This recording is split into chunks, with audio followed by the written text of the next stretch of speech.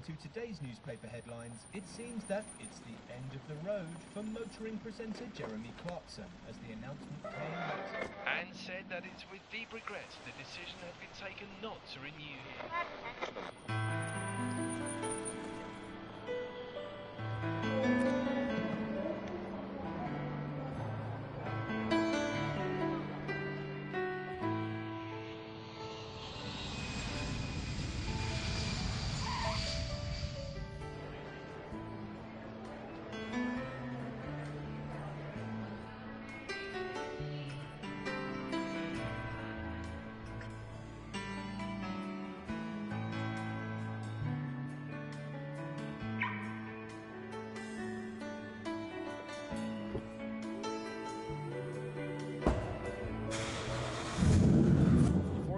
Plenty of sunshine through today with seasonal temperatures. We should reach our normal high of about 82 degrees by this afternoon. I can see clearly now the rain is gone. I can see all obstacles in my way. Gone are the dark clouds that had me blind. It's gonna be a bright sunshiny day.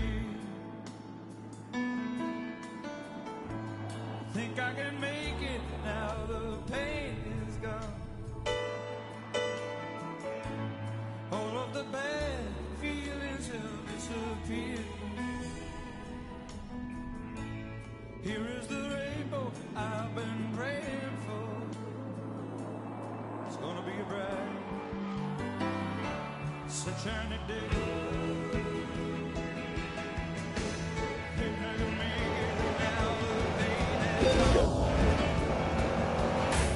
Beep, beep, beep, beep, beep, beep, beep, beep, beep, beep.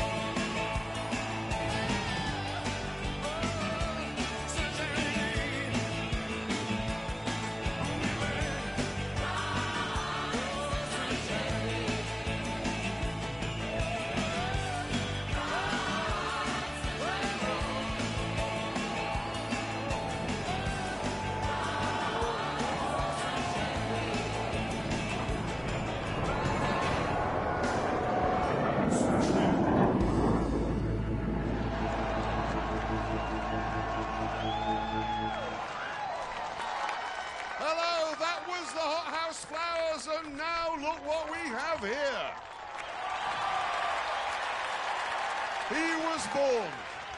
He was born in 1836, and he was fired by Car Magazine, fired by Autocar Magazine, fired by Scotland on Sunday, and somehow he managed to get fired by a Volvo dealership. Probably for driving too slowly. Ladies and gentlemen, James Bay!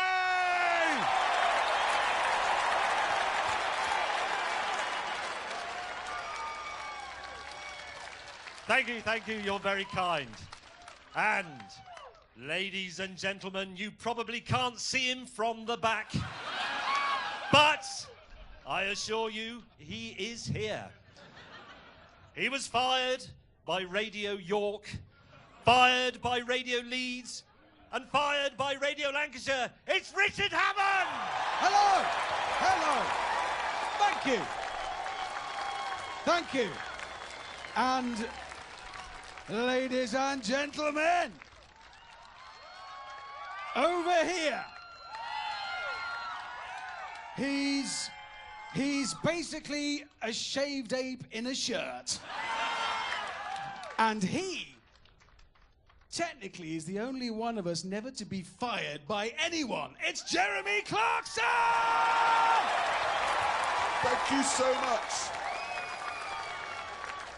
Anyway, we are all car journalists, and we have spent the last 20 years... being fired? Yes. But we have poured everything we know, everything we care about, into this show. Everything. And coming up now is a small montage of what you can expect over the next 12 weeks.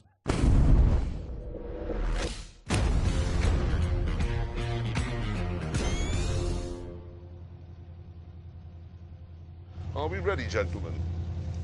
Honestly, I don't know.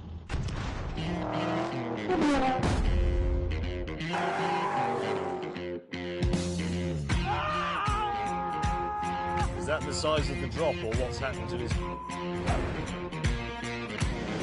You're looking at magnificence! Help! This is bad! James says we've got to stop for fuel.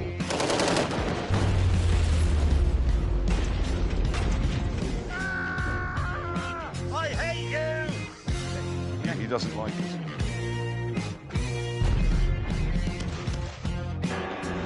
Bloody Nora.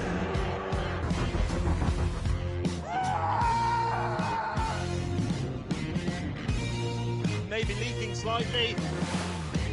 What a moron. You sank my limousine! I've lost one of my nose tampons! This is not a particularly cultural thing to do. I don't like the smell of tyre smoke in the evening. Oi! Get back in! James, it's falling fire!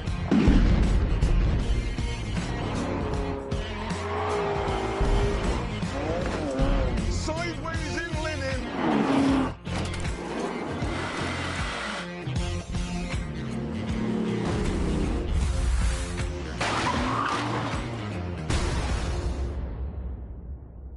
There's no dignity in that, is there? No.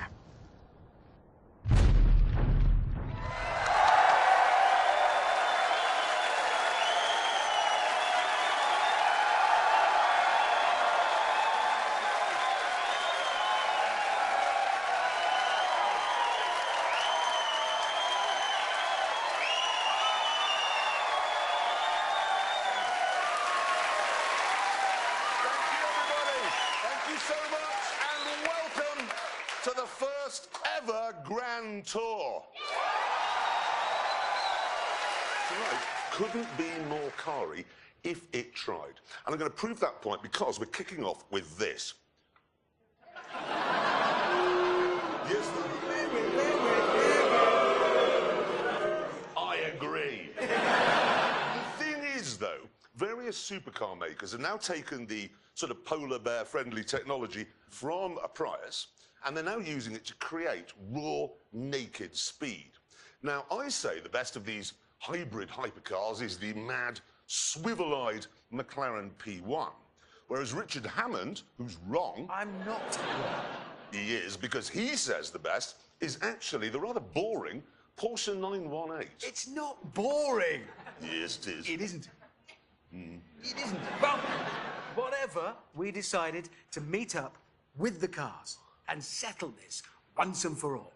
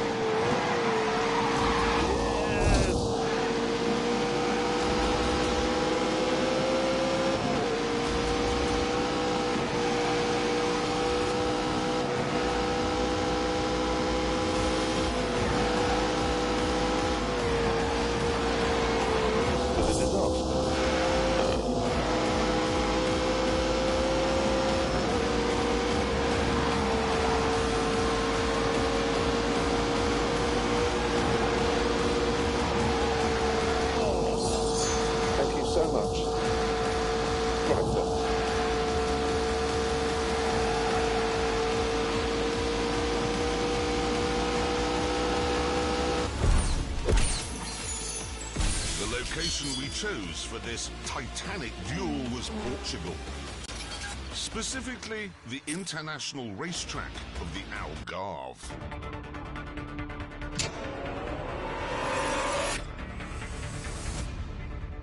When we arrived, mechanics from Porsche and McLaren pounced on our cars, fettling them for what was to come.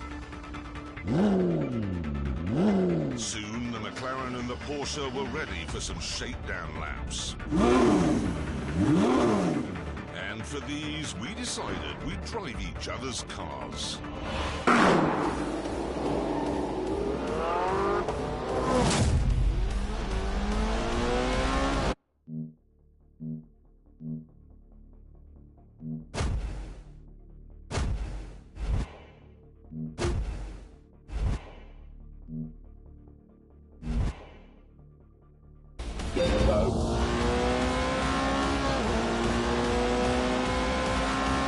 Straight away, I can tell you that this doesn't have the brutality or the savagery of the McLaren.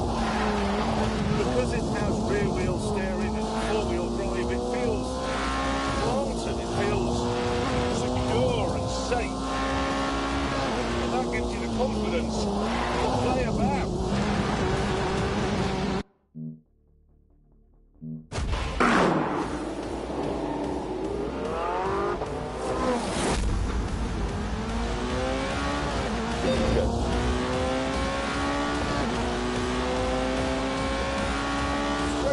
I can tell you that this doesn't have the brutality or the savagery of the McLaren. Because it has rear-wheel steering and four-wheel drive, it feels planted, it feels secure and safe. And that gives you the confidence to play about.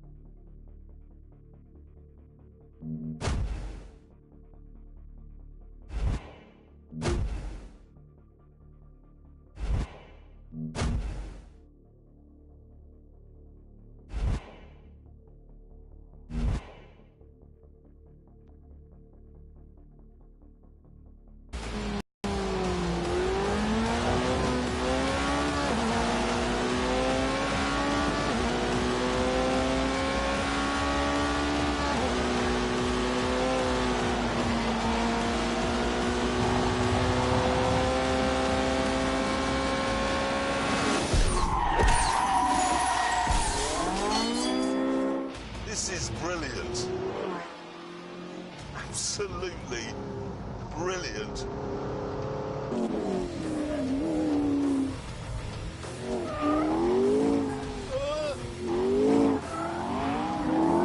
Jesus.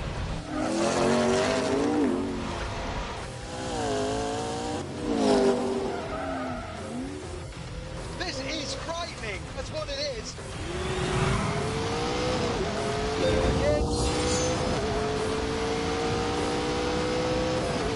Oh, here we go, here we go.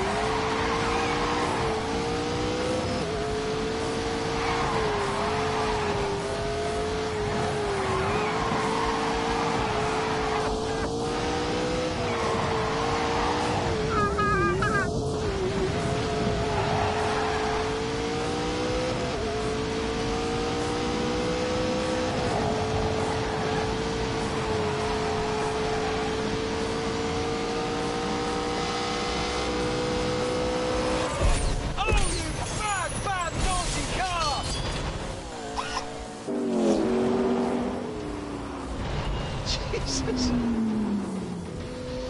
This recalibrates your mind. I didn't think anything could be as exciting as that Porsche, but this is. What a car. I love it. Well? This is rubbish. I was just thinking exactly the same about this. Were you? This was boring me to death. It was like being stuck in a Victorian woman's novel. Well, I'd rather that than being stuck in a telephone box with a panicking gorilla. Rubbish. It was trying to kill me. I It was know, trying to hurt me. It wants to hurt me. Oh, that's why I like it.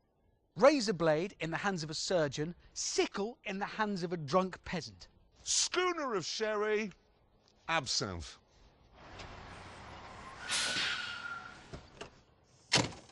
Hi. What are you doing here?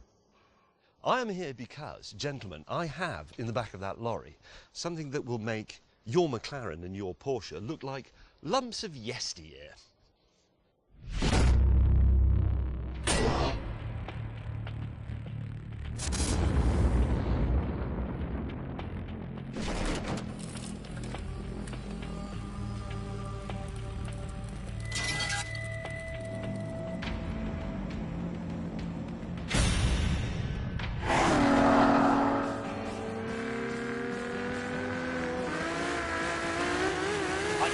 Remember the last time a car, or indeed any sort of thing, gave me a fizz like the Ferrari.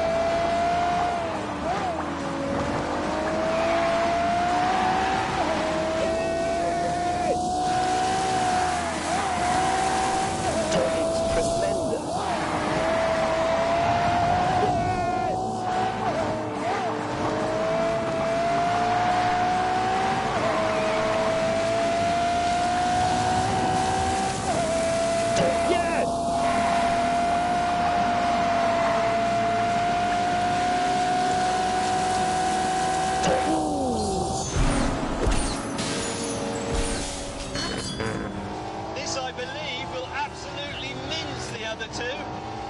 Oh, man! James was obviously talking nonsense, but there's no getting around the fact that these three cars take automotive science to a new level.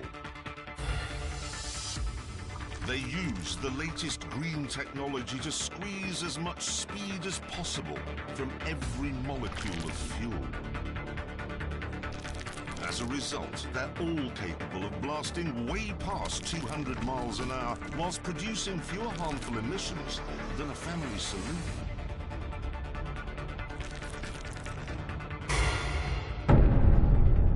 What we have here, then, are three incredible machines which, at a stroke, have made the traditional supercar look wooden and old-fashioned.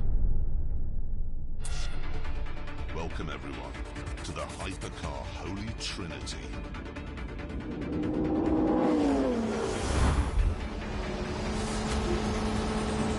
Get off! Where the hell do you think I'm going to go?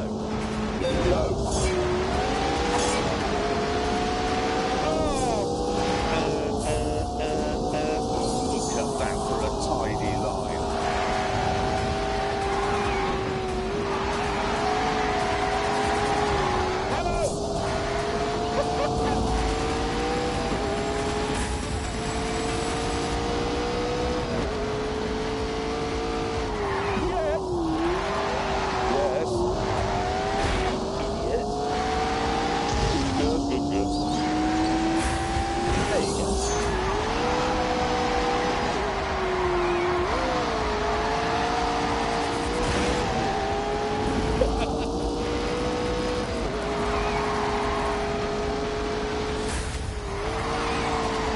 Looking good.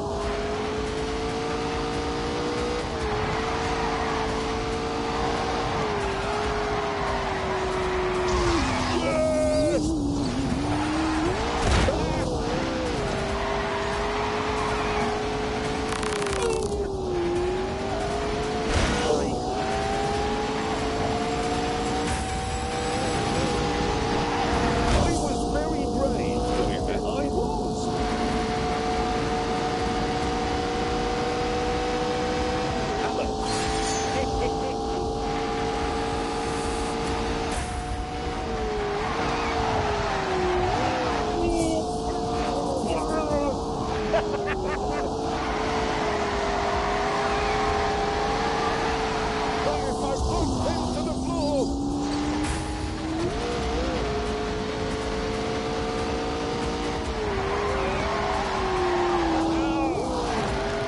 I am raining down destruction.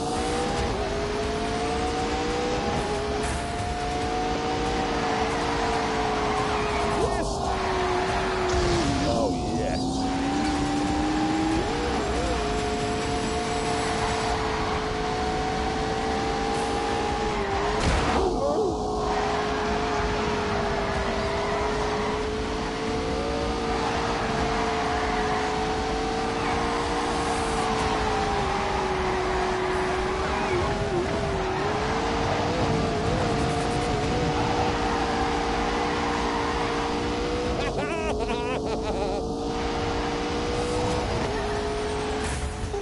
Oh, yes. What's wrong with it?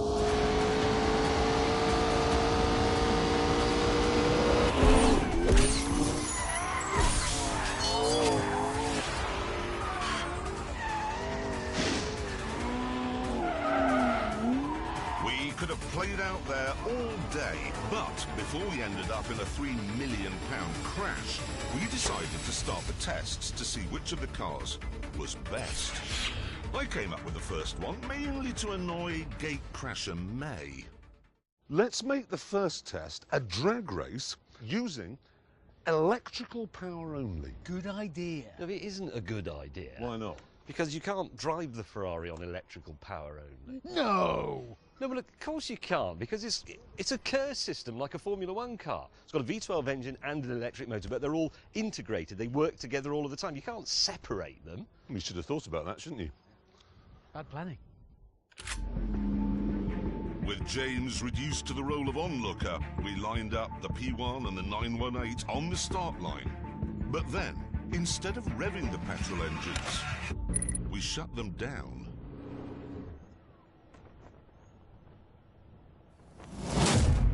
Three, 2, 1, go!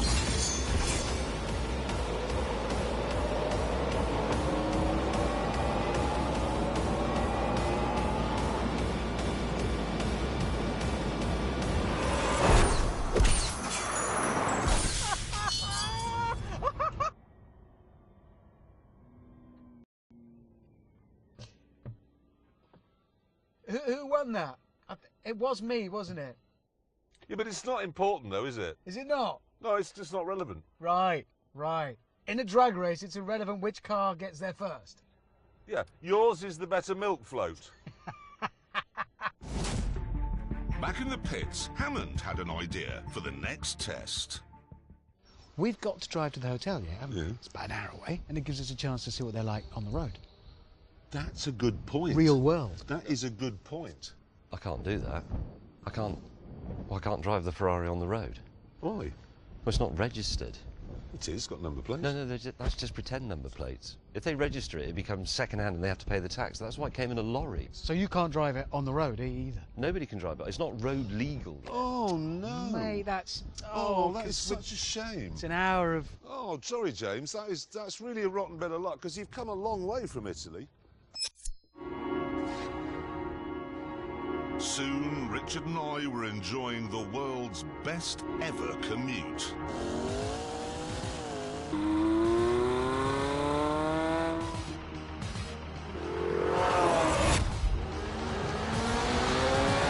We're off.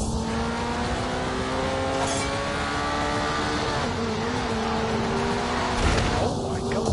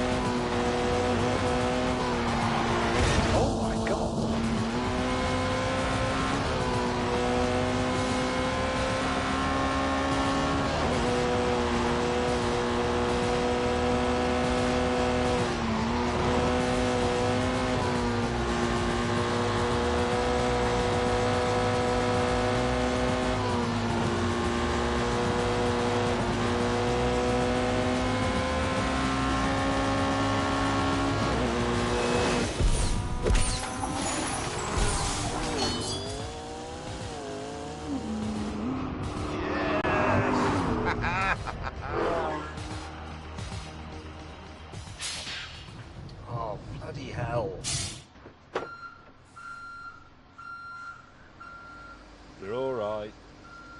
You're all right in Italian.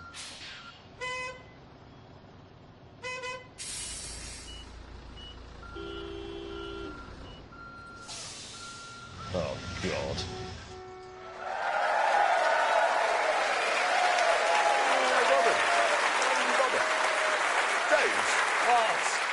Sorry to have to say this, but that Ferrari is useless. Yes. Later on in part 2, when these two have stopped dreaming up idiotic and irrelevant tests that it can't take part in, we shall see. We've got to tell everyone about our track. Yes, we have one. This is the sort of place where you can drive cars at speeds that you can do on the road, but only if you want to go to prison afterwards. What, like 38 miles an hour? Well, 39, maybe even 40 from time to time. Now, we were hoping that we could bring it round the world with us, like the tent, but unfortunately it's too heavy. And as you're about to see, too bitey.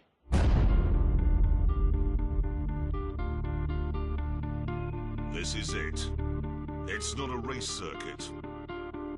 It's not an airfield. It's not a road. What it is brilliant and fast and extremely dangerous. It even looks dangerous on a map, because as you can see, it's the exact same shape as the Ebola virus. Right, time now to show you what a lap looks like, and to do that, we've got a bit of a performance benchmark, a Ferrari 488. Take it away. Take it away. First up, it's the isn't straight, so called because it isn't straight.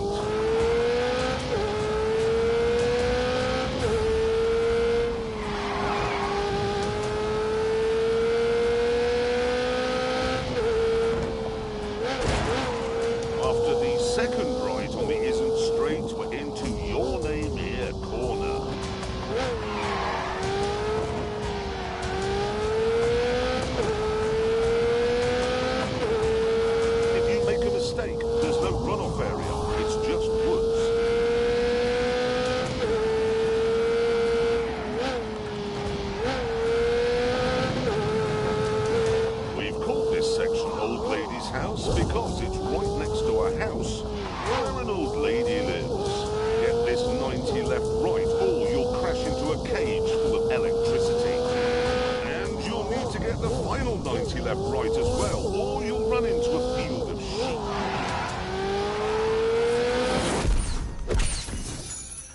So, trees, animals, a house, electricity, and because it's in England, usually quite a lot of moisture in the air.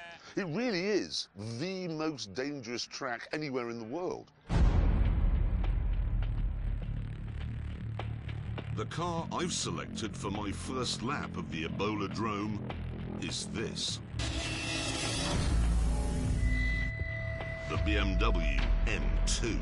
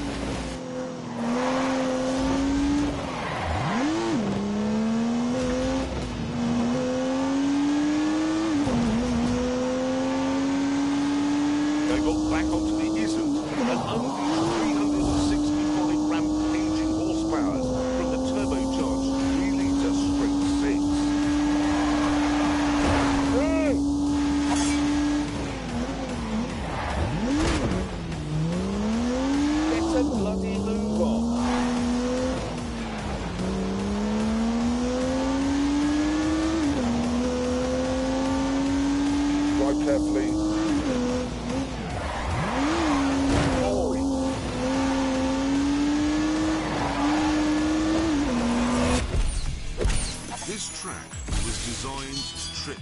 things up. There are fast corners, slow corners, drifty corners, and bumps.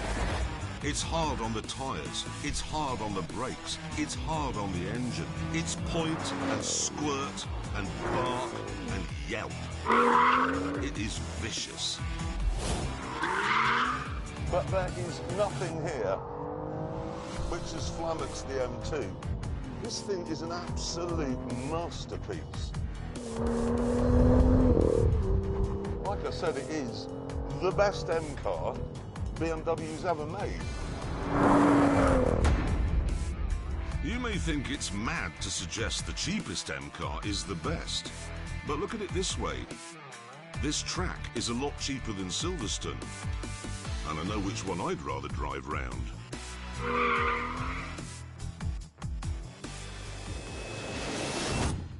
Let me get this right. At our track, Yeah. there's trees, animals, moisture, electricity, a house, and an unexploded bomb. Yeah.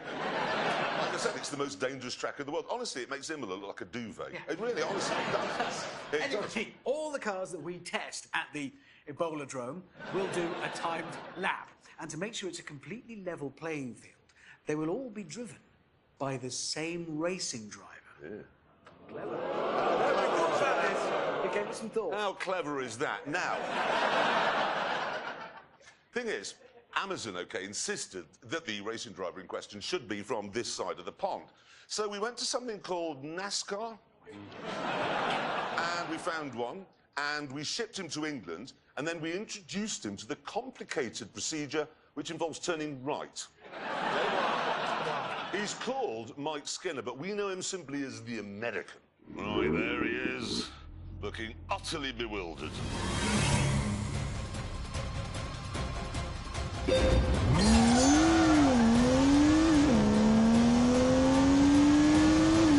Skitter of a wheel spin, and immediately he's onto the isn't straight.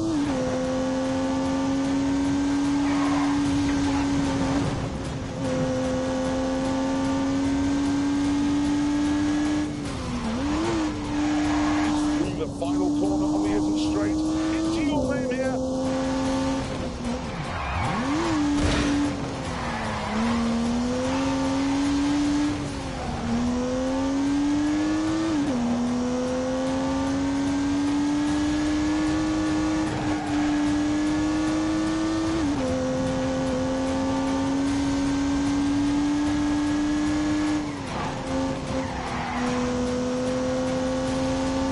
Okay, coming up to Old Lady's house.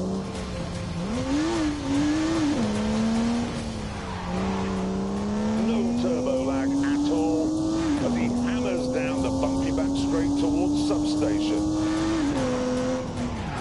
One more 90 left to go through Fielder's Sheet.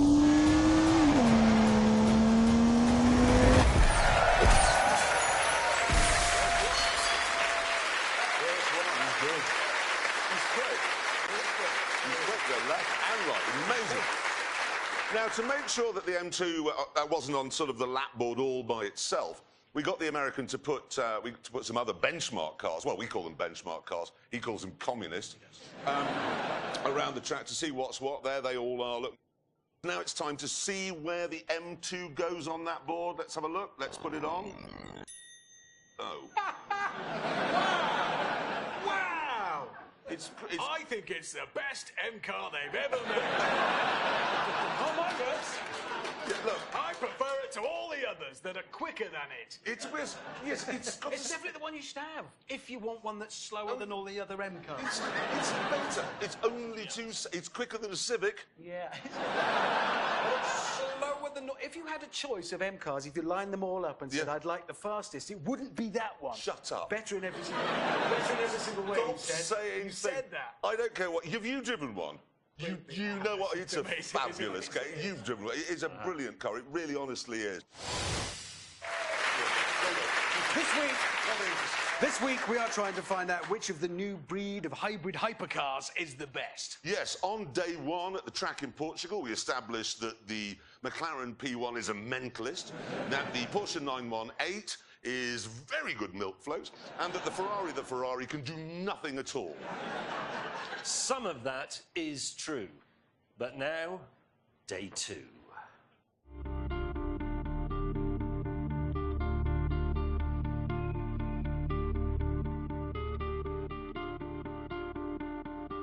We began by lining up the 3 most exciting cars on the planet for the drag race of all drag races.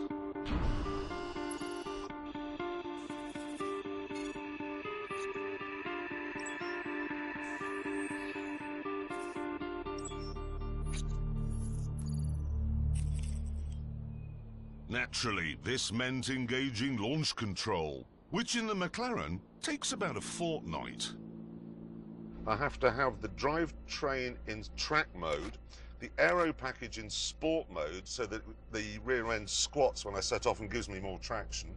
I have to have the DRS button pressed with my thumb to keep the rear wing open, which reduces drag, obviously. Launch control in the Porsche, left foot on the brake, hard, right foot on the throttle, hard, light goes green, left foot off brake, ding! Launch button pressed for 2 seconds, left foot on brake, right foot on throttle. Press launch control, mash the throttle, within 4 seconds, release the brake.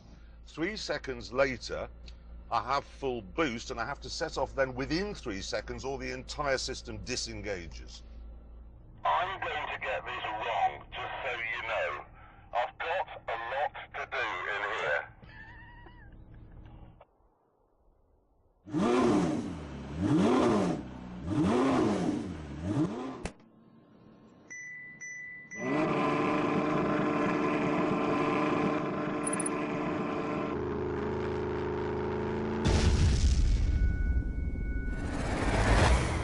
Three, 2, 1.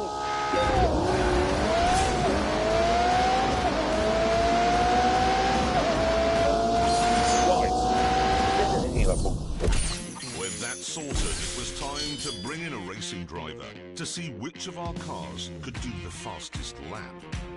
Our resident American said he wasn't interested because all 3 cars are probably communist.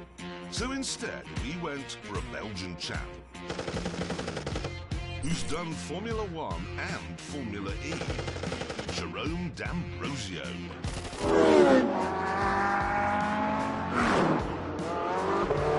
Jerome took the cars out to get a sense of how they handled.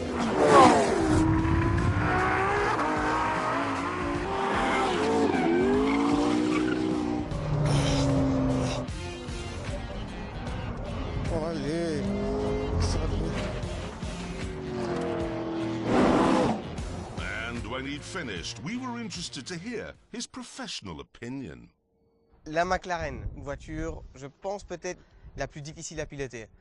Très facile de faire une erreur, c'est vraiment une voiture de grand garçon, il faut faire attention et donc pas facile de faire un tour. Je pense qu'elle est un peu moins efficace. At this point, word reached us that Jeremy was taking liberties with the subtitling machine. Donc c'est So we moved on to the big event, the timed laps.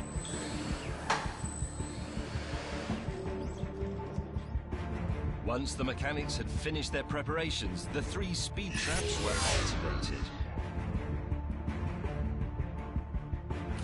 And the Ferrari took its place on the start line. Look how good it looks there.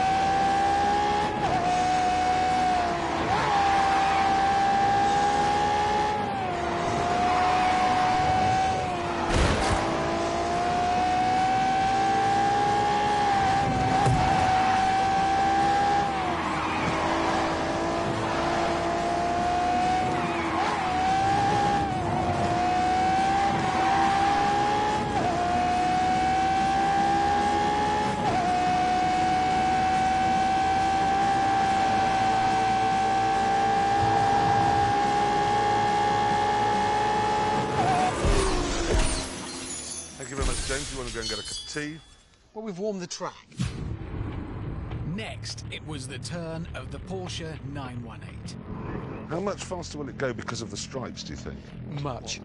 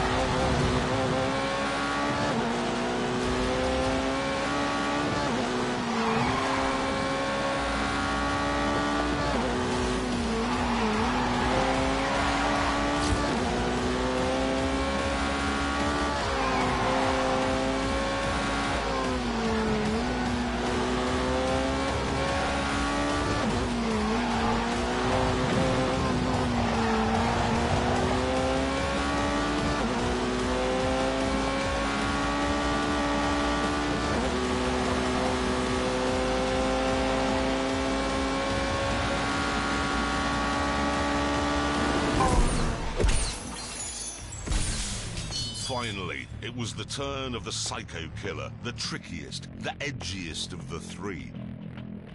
But I was so confident it'd win, I was prepared to take a massive gamble. If the McLaren isn't the fastest, you two can knock my house down. What? Knock it down. What, your house? Yeah, and I mean that.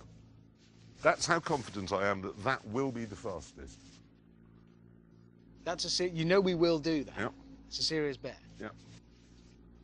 Fine. If that's not the fastest, we can knock your house down. Yep. You know where it is. You've both been. Yeah. I'd love to knock it down.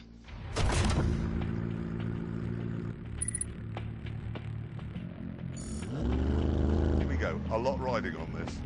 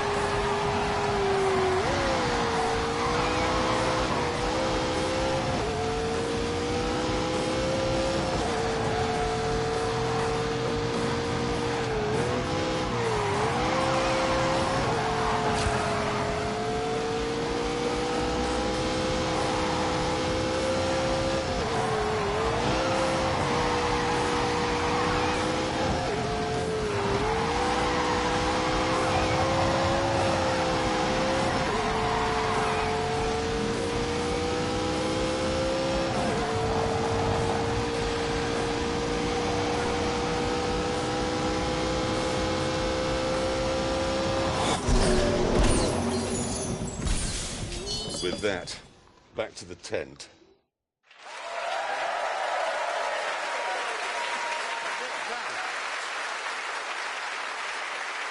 Thank you so much. Now, I want to make it absolutely plain, because I know this matters to Anorax. All three cars were running on exactly the same sort of tyres. Yes, same tyres, same track, same driver, so the times are down to the cars. Yep, and now it is time to reveal those times. And let me just make it absolutely clear. We don't know what they are. The producers have kept them from us. They're top secret. So let's put the scoreboard up and let's begin with the Ferrari, I believe. Let's see what it did it in, please. 154.4. We don't know if that's any good, do we? But well, let's move on and do the Porsche next. Let's have a look. What did the Porsche do it in?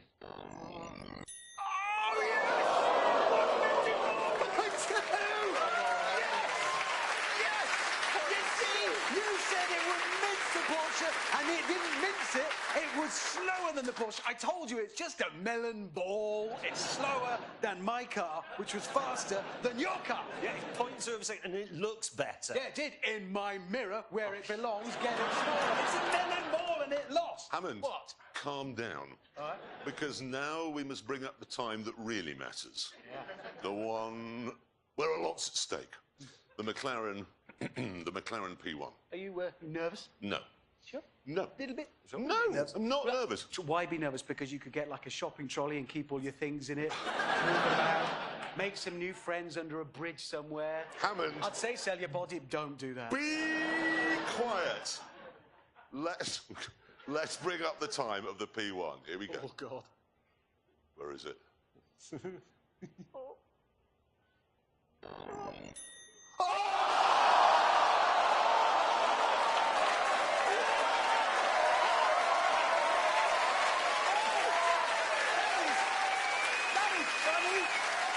Because you said the fastest, but it's not the fastest, it's the slowest.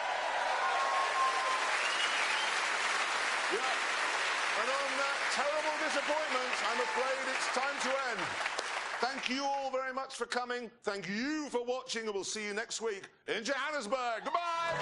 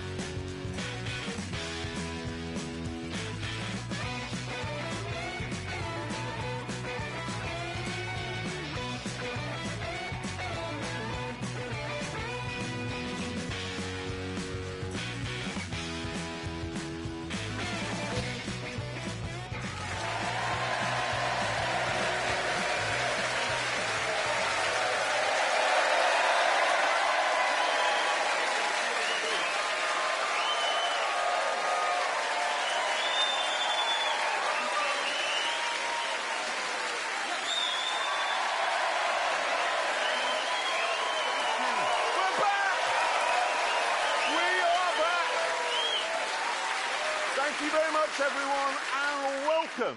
Welcome to our permanent new home here in the green heart of England land. Oh, yeah. Oh, yeah. Can I just say, It's not so much green as inconvenient. Why is it inconvenient? Well, Jeremy, how would you like to tell the ladies and gentlemen why you decided to put our tent precisely here? It is exactly here because this spot is exactly halfway between May's house and Hammond's house. So there is no squabbling over who had the longest commute. Yes, but your house is just over there. I could see it. Just there. I haven't got a house. You may remember you blew it up. Oh, all right, your backup house. Yeah, your spare house is just there.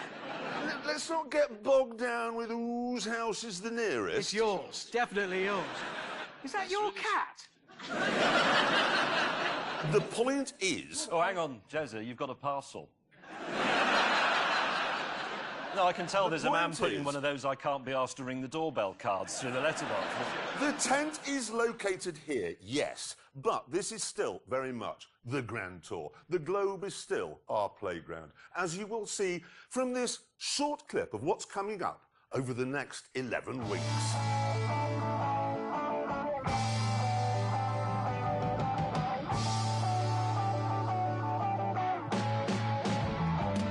Okay, it's time now, and nobody's ever said this on a car show before. Save the world.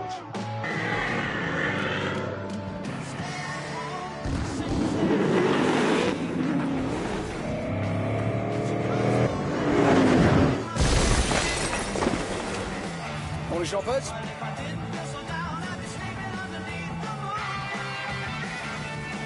Oh, my giddy aunt.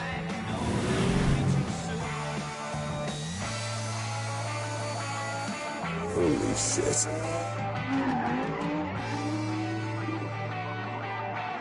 Here they come. Oh, here we go again.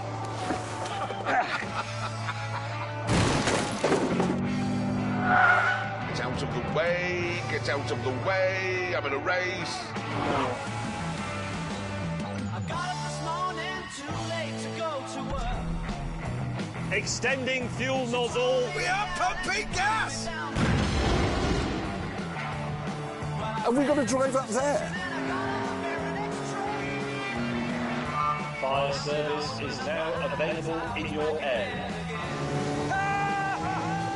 Charge! I'm better than him. Hello.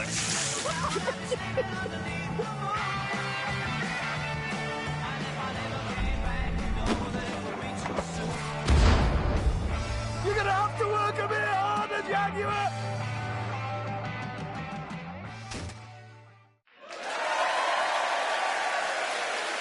We've been busy. We have been very busy.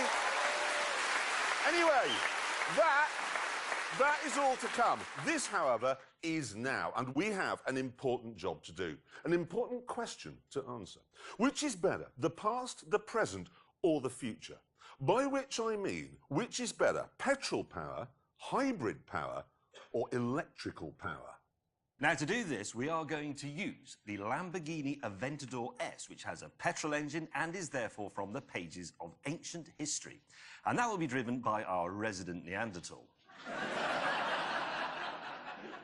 Representing the present day, we have the Honda NSX, which is a modern hybrid, and that obviously will be driven by somebody crisp and contemporary. Me. Yeah. Yeah. And I shall be driving something from the future, an all-electric supercar from Croatia. I don't know how that ends. Yeah. Yeah. And while we're on... And while we are on the subject of me, I decided to take charge of where we would do this test. I'm tired of these two picking places that I don't like or understand, which is why this week the Grand Tour is off to Switzerland.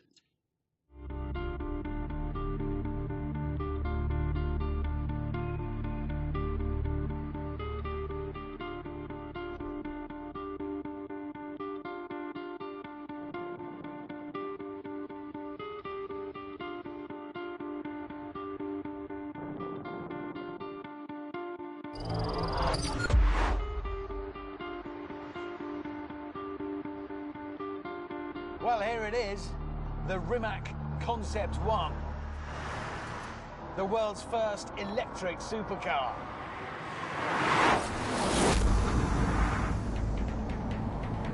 Go! Oh my God!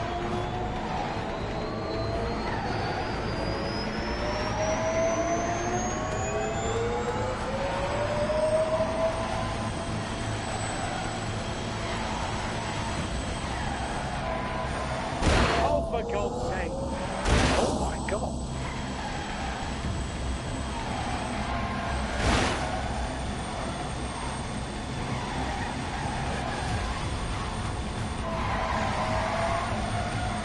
Oh no!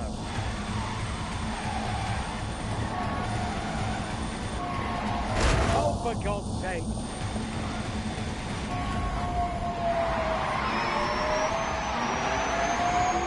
Oh my God!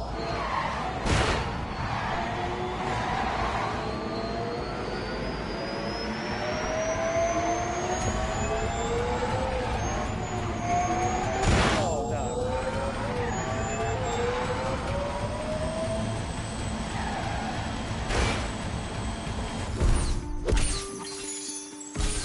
It's amazing.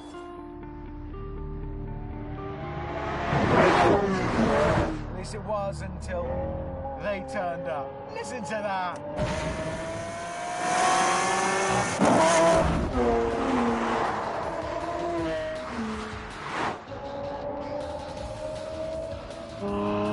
Look, everything was better in the past. Christopher Wren was a better architect than those numpties you see on Grand Designs. Bob Seger could belt out a better tune than Justin Bieber. And this Lamborghini is better than Hammond's Lady Shaver. It just is, in every way.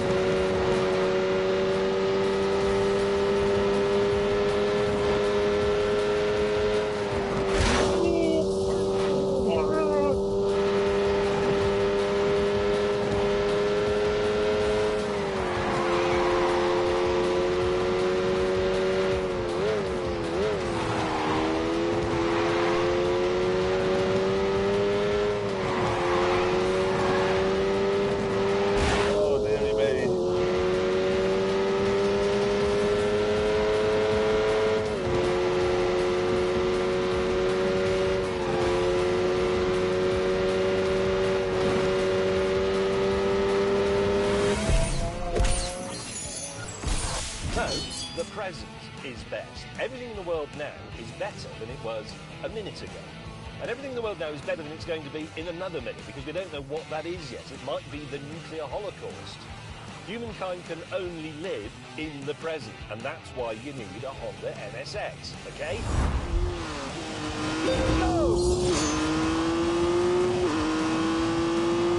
Rubbish.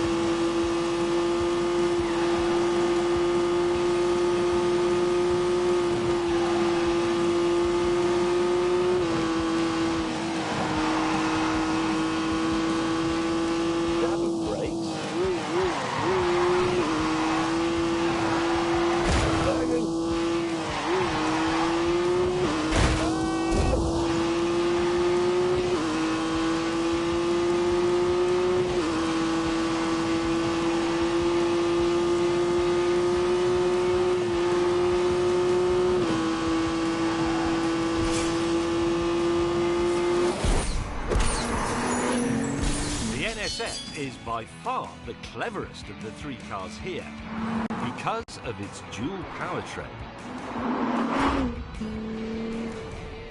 It has the dependability, the availability of fossil fuels and the magic and helpfulness, if you like, of electricity. It's a hybrid, and it really is rather brilliant.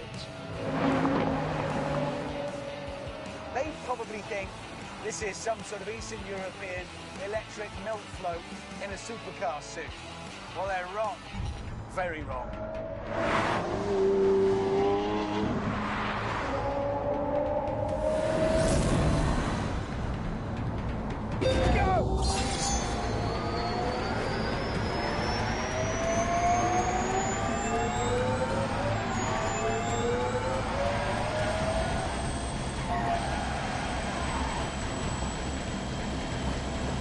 Come on, come on, come on.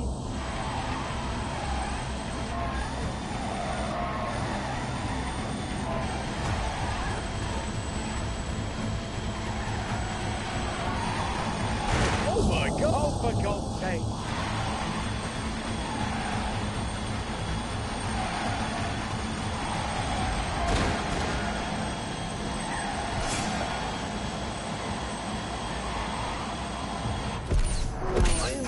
Rimac is very pretty, I can see that. And I know it's very fast. But I also know it can't do this. I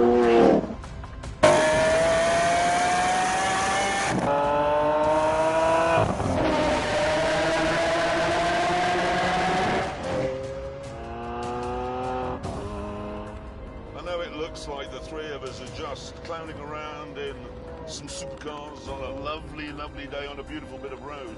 But this is important work. It is. It is. You're not right, you know that, don't you? No. That feels good. Yeah, I've got that was stupid!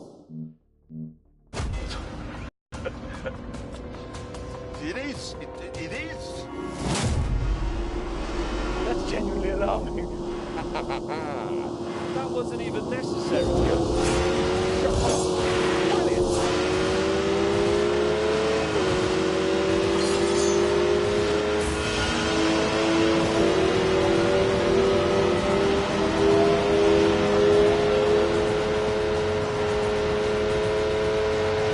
Oh yeah, loving that.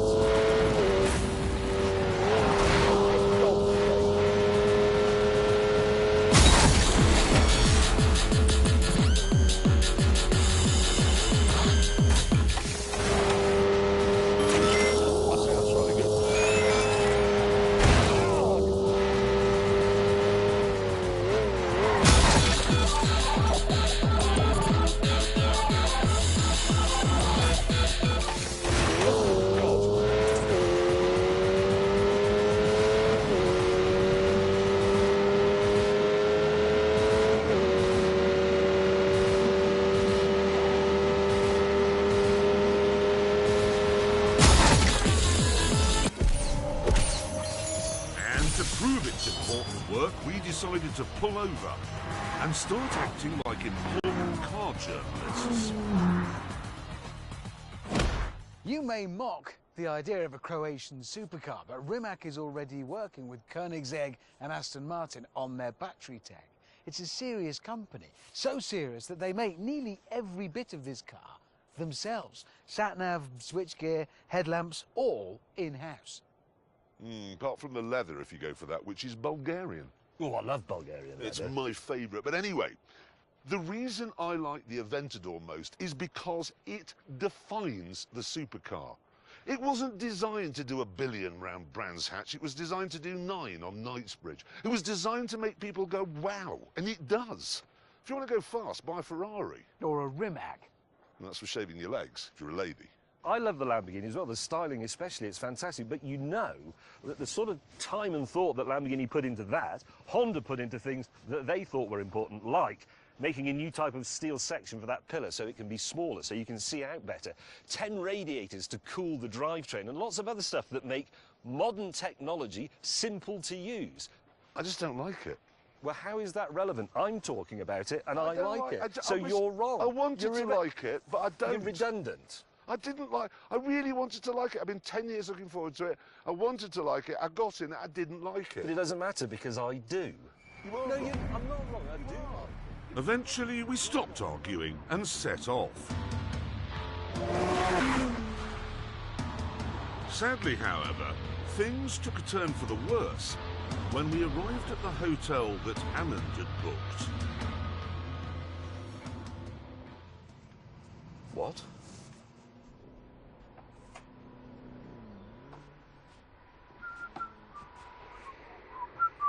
Hammond, what is a wellness retreat? One of these. More specifically, hang on, it said Swiss Natural Detox. Yes. What is that? It's handy for where we need to be. Can we get a drink here? No. Are you serious? Yes. Do you realise that could result in your death? Could. Yes. Sorry. Will, what are you thinking of? Why? Well, it's convenient. It's near many things Well, I it's want the to be only near. hotel. Do they do colonic here? Yes. Would you like to know what colonic feels like?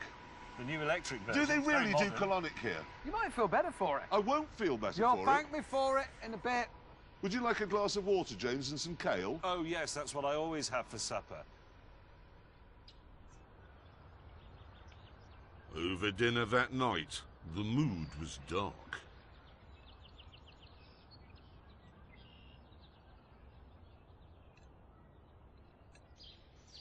How long are we here for? 4 days. 4 days? I've got a lot of things planned. Yeah, but we're going to starve to death, Hammond. No, you won't. Listen, what this is tough love. Well, not love for you two, but it's what you need. It's tougher hate than usual is what I'm giving you. I'm taking you in hand and for both of your sakes, turning you around, turning over a new leaf. I actually think James is looking better already. Look at him. He's got a healthy glow. He isn't looking better, he's looking angrier. You're going to look a lot worse in a minute. I can guarantee that. Look at the view. Look at that. Look at that. You can't eat that.